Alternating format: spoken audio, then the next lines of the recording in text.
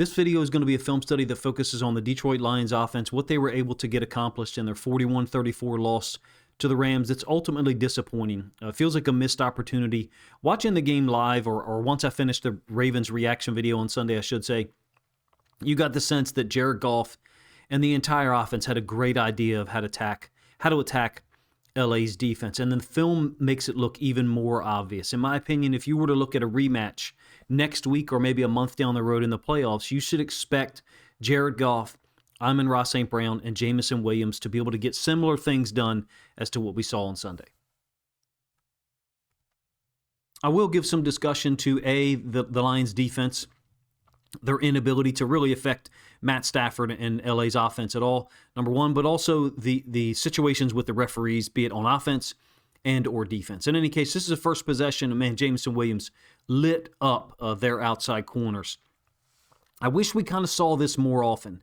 Gibbs with Goff under center, used in play action, almost kind of as bait, gravity, if you will, to draw the inside linebackers up on the play action fake. In this case, you do have a tight end who's kind of leading up as well, so you can see the space that's been created over top of these guys. And something to talk about from this game, man, the reckless, almost undisciplined play that the Rams safety showed. I just don't know what this safety is jumping up to take away from a Jameson Williams standpoint. The only thing I can imagine is that he's reading run and he's coming downhill. Those guys, in my opinion, were easily exploited.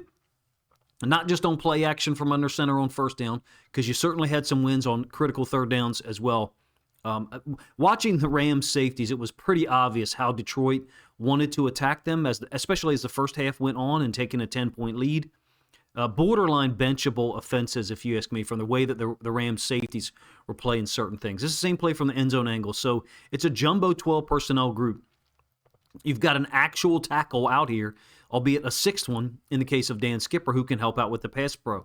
I really like that if you're going to continue to have problems with pass protection, particularly at the left guard spot, so long as Christian Mahogany is out. We're talking about Tristan Colon playing left guard. A couple of things. I like having the sixth offensive lineman in as often as possible, or as much as possible, number one.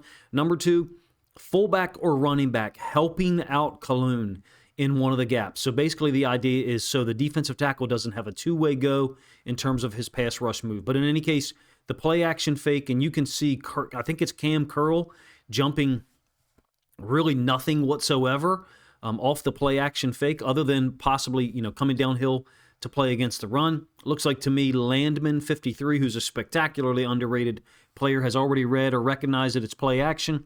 Beautiful throw from Goff. Again, those one-on-one opportunities for Jameson Williams on the outside, and Amon-Ra St. Brown as well, they just seem so easily to exploit, at least from watching the film.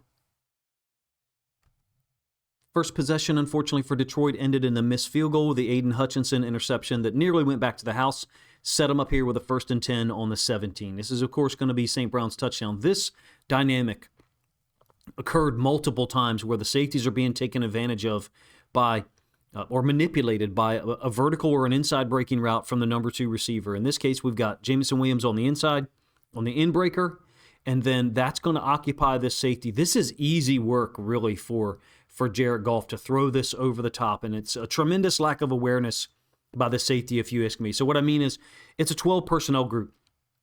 2 tight ends to the downside here. Tell me which of these guys is a vertical threat. If it's Sam Laporta or maybe other tight ends around the league, then you're worried about a possible vertical threat, occupying this safety. As it stands, you could absolutely pass this route off. Didn't have to be so heavy on top of it. Having said that, if that's the case, if that's the way the safety plays it, maybe Goff tries to stick this throw in here to Jameson Williams, but this is way too easy. I get it, right? It's a split field coverage.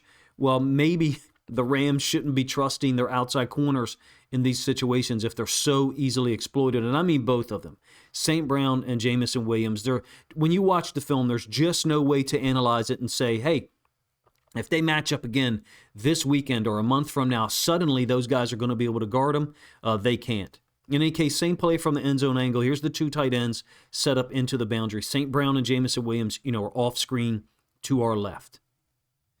Cam Curl, really not able to hedge out to the field and help out with Jameson Williams in breaking route for whatever reason. I don't know, because the inside tight end, Zylstra, is going to go sit down, number one. Number two, the outside tight end is engaging the edge defender in pass pro and then releasing late. Neither one of those is a vertical threat at all. In addition, I didn't actually show it to you the first time, but from the all-22 angle, you'll see that neither Jameson Williams nor St. Brown's route is disrupted at all by an outside linebacker in their base defense. Basically, the Rams playing their base 3-4 structure against 12 personnel. Goff, Dan Campbell, Jameson Williams, St. Brown right here, completely able to take advantage of it. The one thing I want to mention here is that these guys are always excited for each other.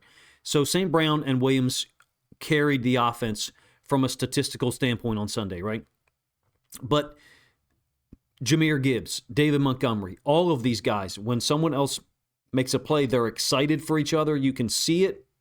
You can see it in their reactions, after the play. Basically, once the Lions went up 7-0, Zylstra, Williams, and others, these guys are all excited for each other to take an early lead. The Rams, of course, went down and tied it pretty quickly here. This is a 3rd and 8. It's going to be a completion to Jameson Williams up top. Almost kind of looks like another one of these irregular Tampa 2 coverages. Not necessarily pre-snap, but once you get a safety rotation. So number one, the inside receiver, I believe that's Raymond, but I could be wrong, is running a vertical. And then Jameson Williams, kind of this dig-ish route from the top side of our screen, right to left from a Jared Goff perspective. So they're rotating this safety down, and they're bringing the corner off the edge into the boundary. So interesting blitz choice from the Rams. It ends up being a 4-man pass rush, with this defensive tackle looping around for contain. Inside corner blitz, I believe that's Forbes. Edge rusher, kind of a delayed rush, but you see what I mean, that there's 4 guys dedicated or assigned to rush the passer. And Curl is rotating down to be a flat player into the boundary. To me, it looks like you've also got a flat player up here. And this safety has kind of pushed to the middle of the field. I almost want to call this a Tampa 2, with this Mike linebacker reacting to the pass strength to his right, the downside of the screen, and then realizing, okay, I've only got one route. There's no vertical here for me to attach to. Let me look to the other side of the screen. It doesn't do a bad job of it, to be honest with you, being as his hips open this way initially. But because he catches Goff's, or he's trying to look at where Goff is focusing on, he's unable to get more vertical, and as a result, this throw is over the top of him and to the outside, I should say, to Jameson Williams. Perfectly stuck in there by Goff. The ease with which Goff was able to access these types of throws, even on a 3rd down, it wasn't under center play action here. Again, once I watched the film, it was pretty shocking. When you watched it live, you knew Goff was in control. These look incredibly easy to access. Conversely, Matt Stafford was dealing with the same dynamic against Kelvin Shepard's defense. We flipped the field here because we're into the second quarter. It's the 3rd possession with the ball on the right hash. This is going to be an incomplete pass to St. Brown, like an out route. Tesla is running, and these routes are not drawn up to scale, to be honest with you, because I only have so much screen to deal with at the top there. But Tesla's route is going to kind of occupy the corner. Possibly, there's a lot of contact there. I have no idea, whether they should call it or not. One thing to note, Gibbs, multiple times in this game, is kind of releasing through the B gap. And later on in the game, as you fell behind 34-24, but even before that occurred, there's times where on the other side, the mirrored side, the left side of the offense, that corresponding release by the running back is not occurring for Tristan Colon. Basically, my idea here is it seemed like they were less willing to help Colon in pass pro situations, even as he struggled in the 3rd quarter. In any case, here's St. Brown's route. It's an outbreaker from the slot. For whatever reason, Goff is holding on to the ball here. Maybe he's unsure if the corner to the top side is going to play any role here at all. I'm talking about this corner right here. Just seems like to me Goff, under normal operation, is getting rid of this football like now and throwing it out in front of St. Brown.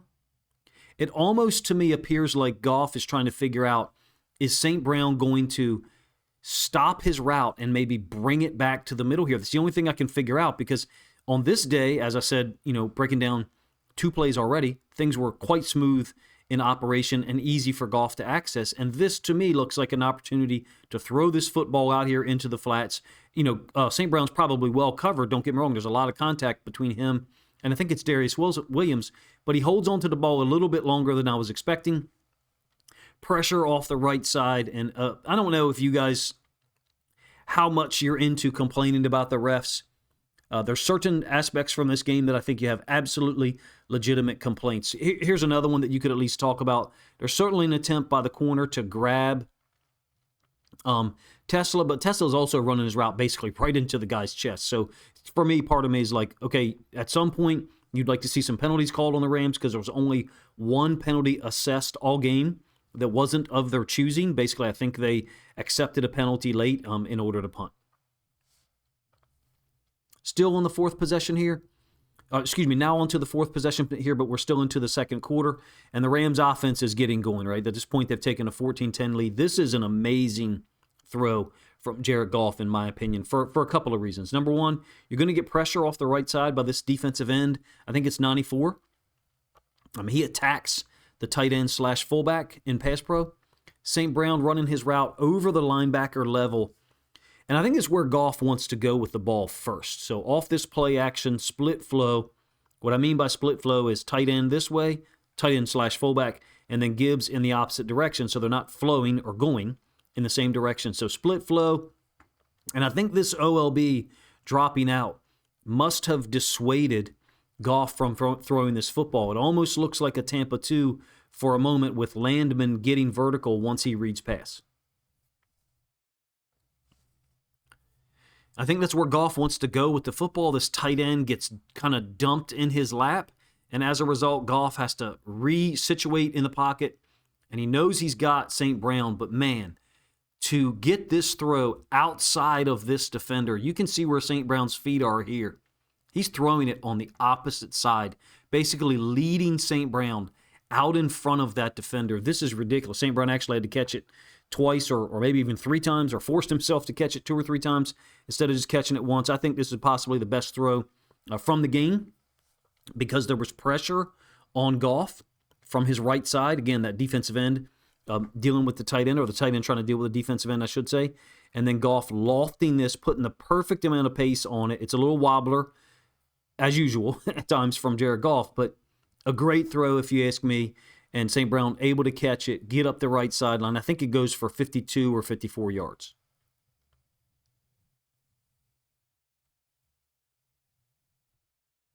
All right, we're still on to the fourth possession. This is, of course, going to be the screen to St. Brown to take a 17-14 lead. This is an unusual play in that, well, once St. Brown motions across, you'll see him and Jamison Williams, who's spot shadowed here. They both set up like they're going to get the screen. And the only thing I can think is that, there was that game where St. Brown left and then didn't play the ensuing week, or perhaps he did. Maybe I'm misremembering that. And Jamison Williams seemed to get a lot of targets. So the only thing I can think is that at times Jamison Williams was actually playing the Amon-Ra St. Brown position, whether it's the Z, the H in their offense, whatever. But in any case, Sewell is going to go get the outside corner because, man, credit to Jamison Williams. He's setting up like he thinks he's going to get the football and then immediately adjusts. There's just no apparent level of selfishness at all in Jamison Williams' game. And I just credit to him because earlier in the year, he wasn't that involved in the offense, wasn't getting that many opportunities. Since Dan Campbell has taken over the play calling, of course, he's been more involved and had more of an impact. One thing to talk about, and I've mentioned it a couple of times already, what are the safeties looking at for the Rams sometimes? Maybe this is a predetermined blitz, fine. But at some point, how many players do you need lined up out here? We got 2 right now. And how many keys do you need to show you where the ball is going to not just blindly blitz? What you ended up, really he ends up in the A gap. So what I'm talking about is you've got the tackle and the guard, right? The gaps to their inside. The gap between them is B gap, and the gap inside of the guard, between the guard and the center, is the A gap, with C gap being outside of Sewell. So watch the safety's path. Just zero recognition of what's actually happening in front of him. Yeah, you have the running back crossing Goff's face, but you got 2 linemen working to your outside. the little brown leather football, the thing that really matters, is still in Jared Goff's hands. It's just shocking to me how these safeties played in this game for the Rams.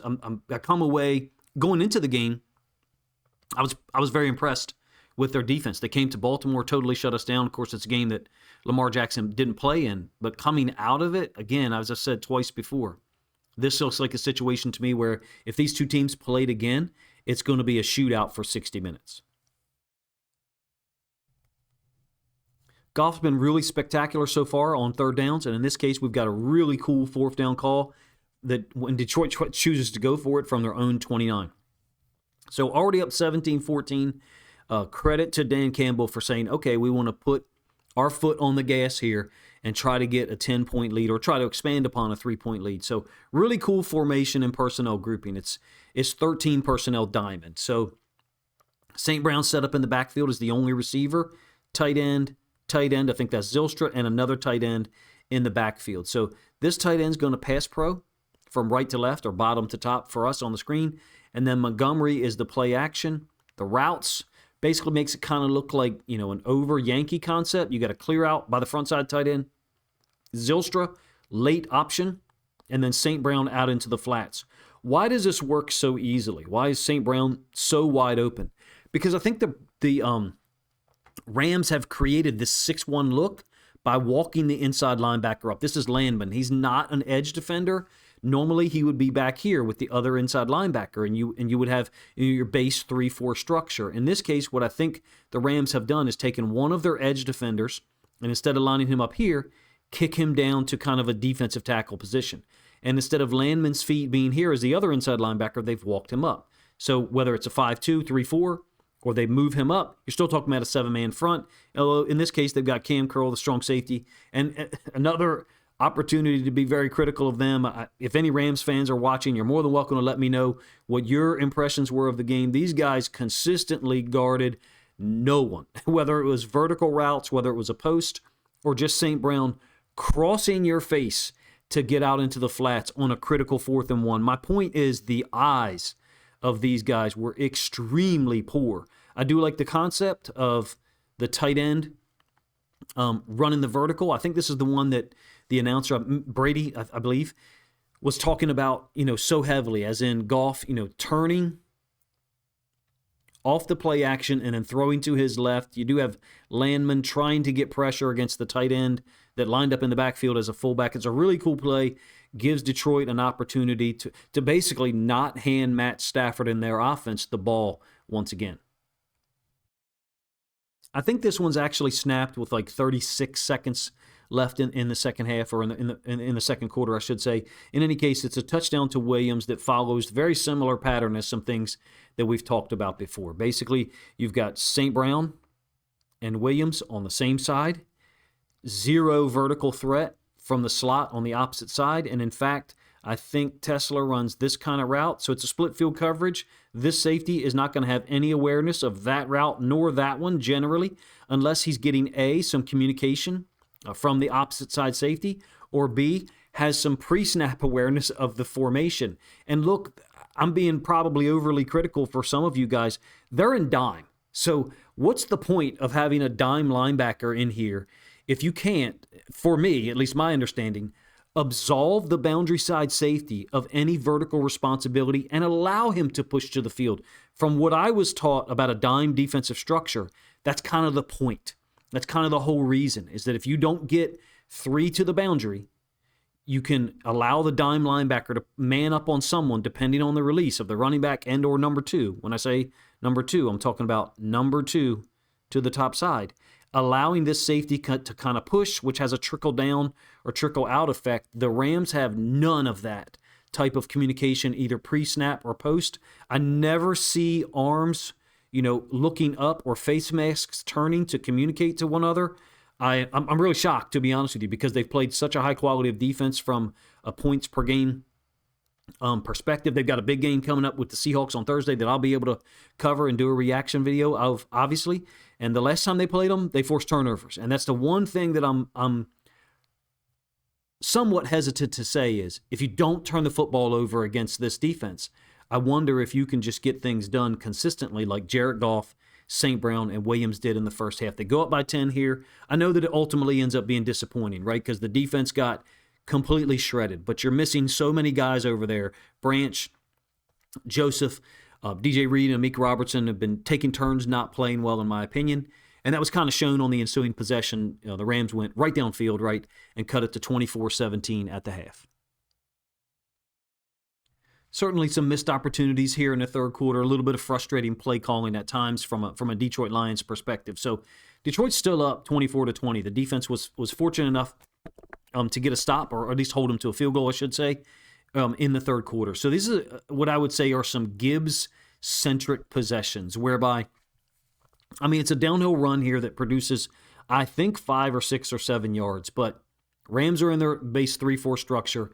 It's a too high safety look, so I get it. When Goff comes to the line, if he's got 2 plays called, he doesn't necessarily see a reason to audible to the play action or whatever the secondary play call is, okay? I understand that. You want to run downhill. For me, I like Gibbs off tackle. I like Gibbs, off tackled, angled runs, but to some degree, you can't have different style run plays when Gibbs or Montgomery is on the field. I would like to see Montgomery get some more opportunities, to be honest with you.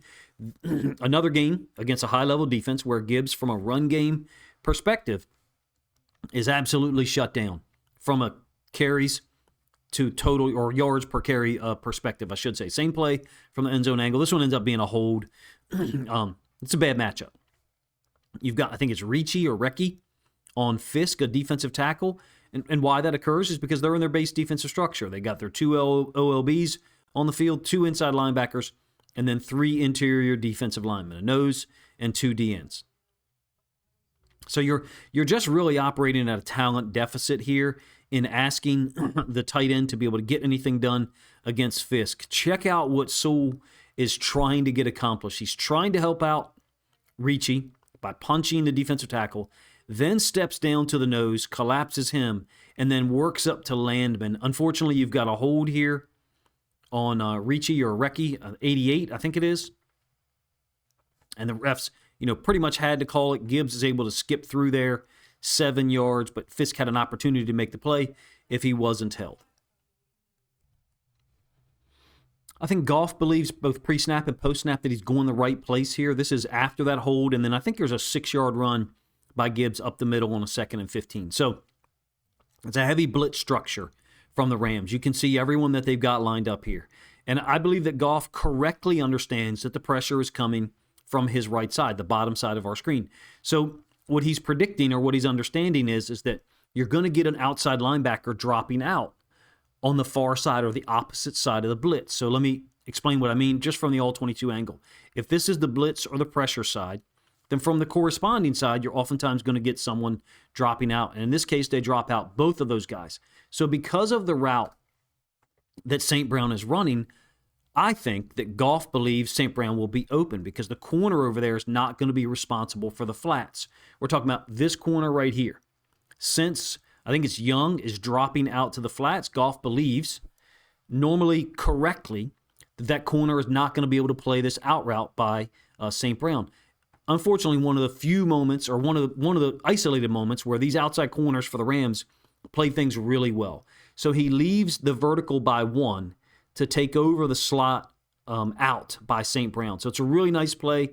It's a 3rd and 9. So, if this ball is thrown out in front of St. Brown and the corner doesn't fall off, he doesn't react downhill, then you got an opportunity to get the first down. But because of the pressure, Goff, off his right side, because of this outside pressure by this DB, this nickel DB, I believe it's a nickel DB, then Goff is fading away, kind of spinning counterclockwise when he throws the football, and instead of it being nice and flat out to the sideline, it brings St. Brown back a little bit. I wonder if Goff saw this corner not getting depth. I wonder if he saw him coming downhill, and instead of throwing it out in front of St. Brown, he kind of intentionally, I don't want to say underthrew it, but kept it away from number 14 such that maybe St. Brown could catch it, put his foot in the ground, and then curl back to the inside. Perhaps too much of me trying to read into it. Basically, they've converted that one so many times, and they had no difficulty with those outside corners on verticals.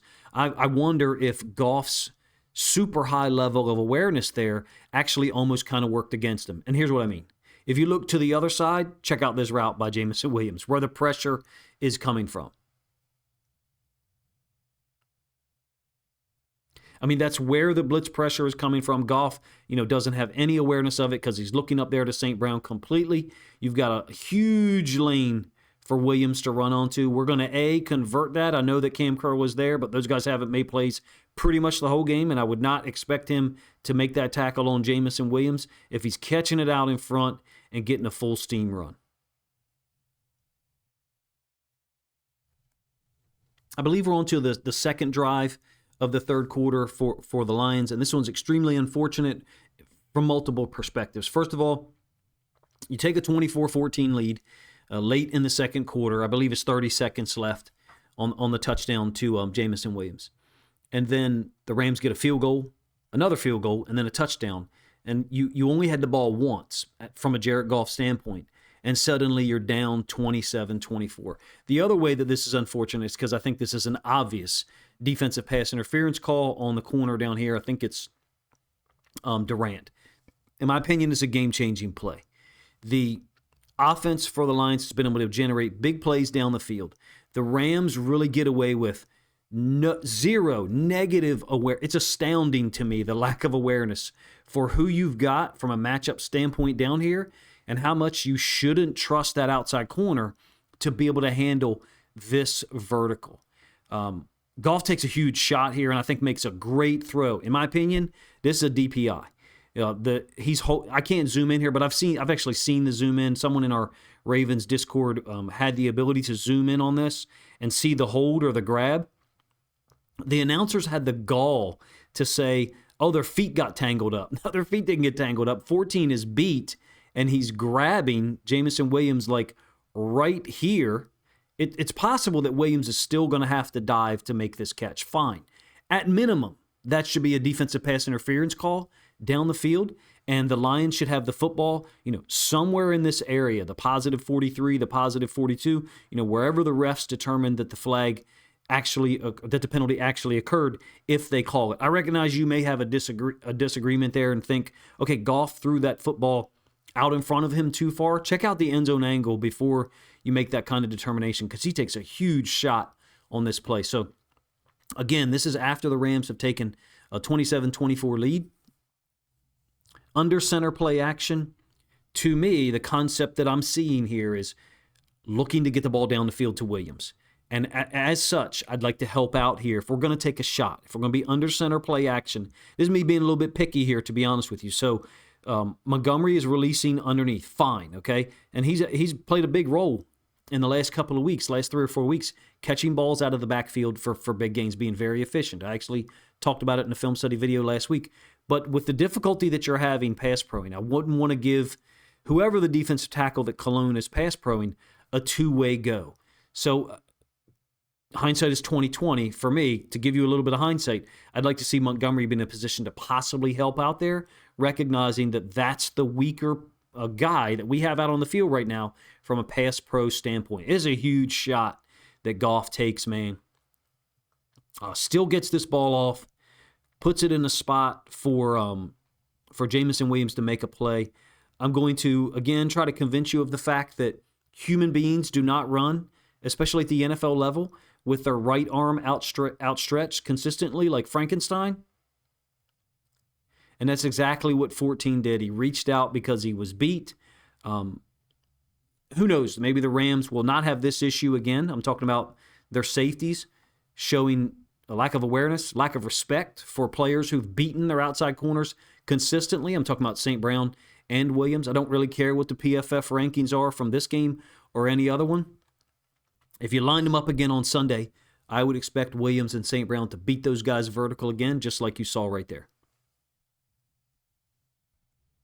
I think what makes it so frustrating for some Lions fans, and myself included, and I recognize people may disagree with the analysis I just provided on Durant versus Williams. Some people may say that's, it's not a pass interference. One of the people in our Ravens Discord said the same thing. But here's what bothers me so much.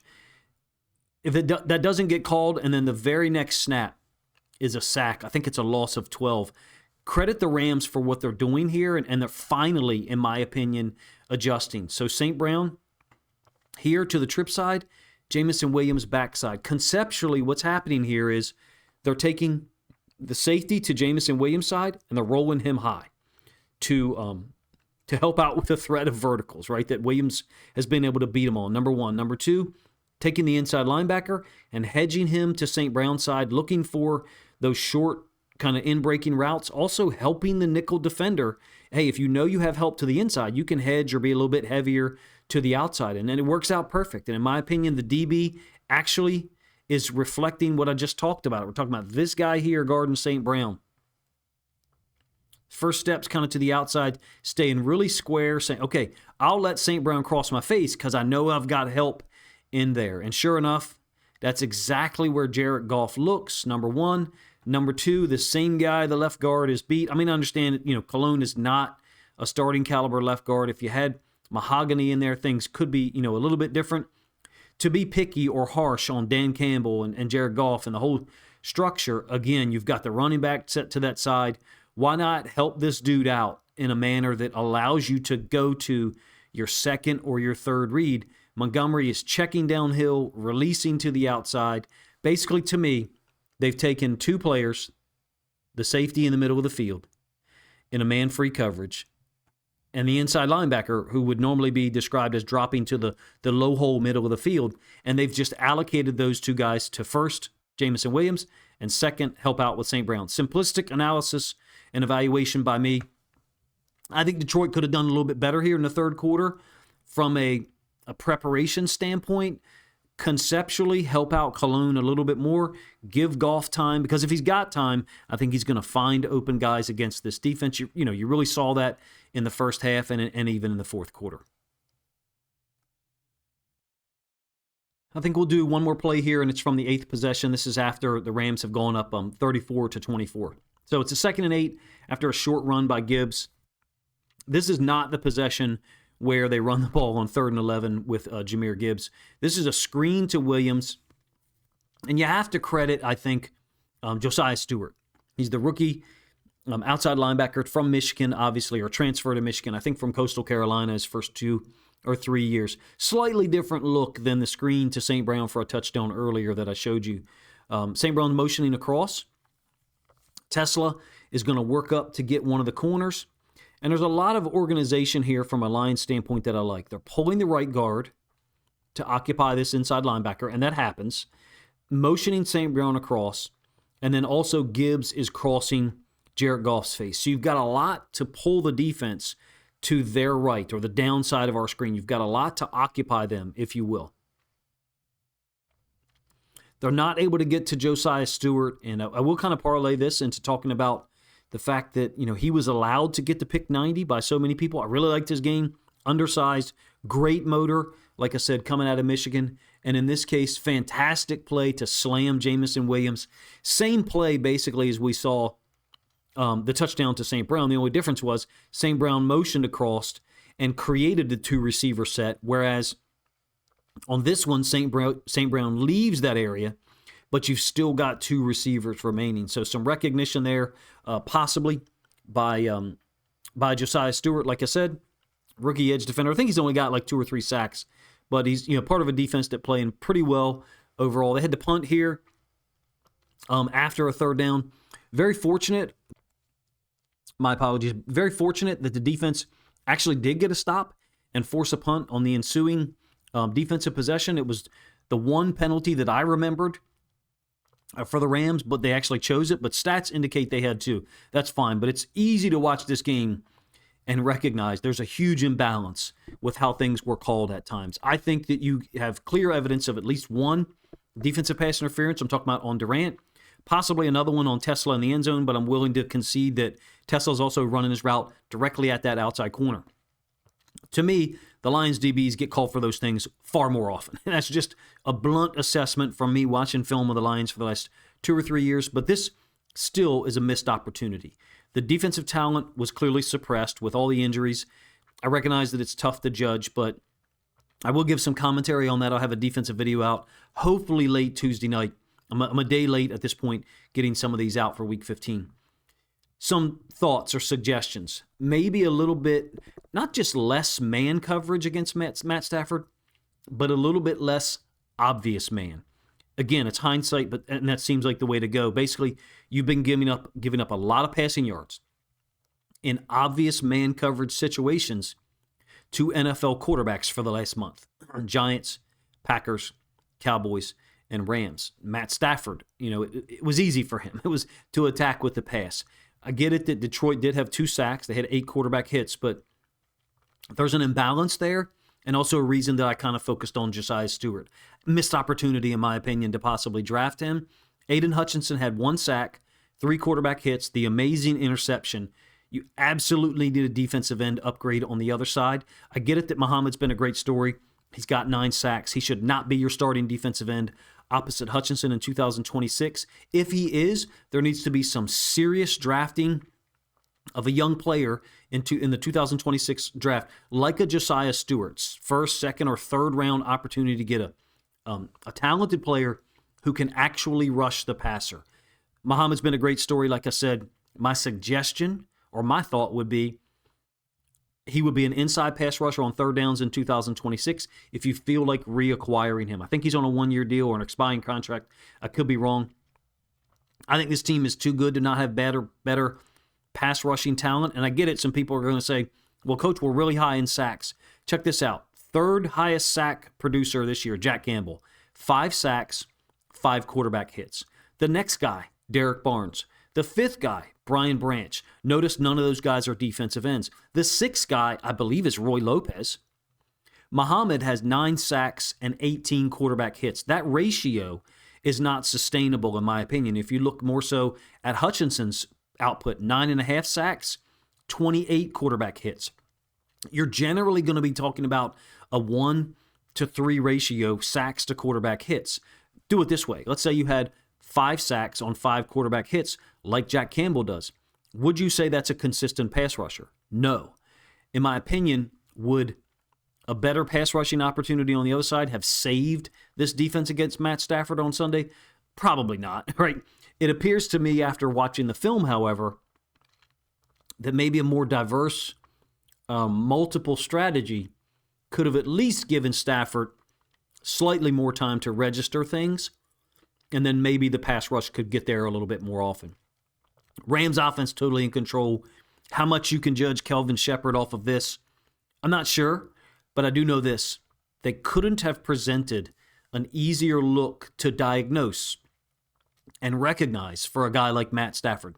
We're going to show you man, and then we're going to play man. I totally disagree with 2 really well-known football commentators out on social media who posted that the Lions are one of the more diverse coverage schemes in the NFL in 2025. I have no idea where that data comes from. I really don't care because it's not accurate to the film whatsoever. You tell me, do you feel like you're getting this presentation pre-snap for Kelvin Shepherd's defense that is then morphing or changing into something else post-snap more often than what you see on the other side, what opposing teams' defenses play against you? I think the answer is pretty obvious. Having said that, you guys didn't sign up for a defensive commentary by clicking on this video. That's why I kind of held it to the end. You signed up to see some film, hopefully, of Goff, St. Brown, and Williams. They shredded the Rams.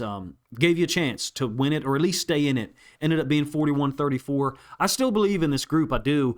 From an offensive standpoint, definitely. Defensively, if you don't get more multiple, and at least give the pass rushers an opportunity to get there, maybe switching to some zones, then I think you're just signing up for more days like this one. It's going to be a huge game against the Steelers next week. They've been doing some things well offensively against the Ravens, and then they, of course, won, I think, Monday night against the Dolphins. In any case, difficult for Goff and those 2 guys, those receivers, to produce the way they did, given that there's no run game to speak of, right? 20 carries for 70 yards. Nonetheless, Detroit didn't punt in the first half. Just a badass game, in my opinion, offensively. The missed opportunity, of course, that I'm speaking of with the title is the third quarter. The margin for error, too small for this offense against a team like the Rams, at least in this opportunity, or in this situation. So if you guys enjoyed the video, please let me know in the comment section, number 1. Number two, if you think other Lions fans would appreciate or enjoy my thoughts on this loss to the Rams, a 7-point loss that somehow still seems more frustrating because it was so close in the end. If you think other Lions fans would enjoy it, as well as the film that I chose to use to illustrate my points, then please consider grabbing a link to this video, sharing it out on social media to help this content get more reach.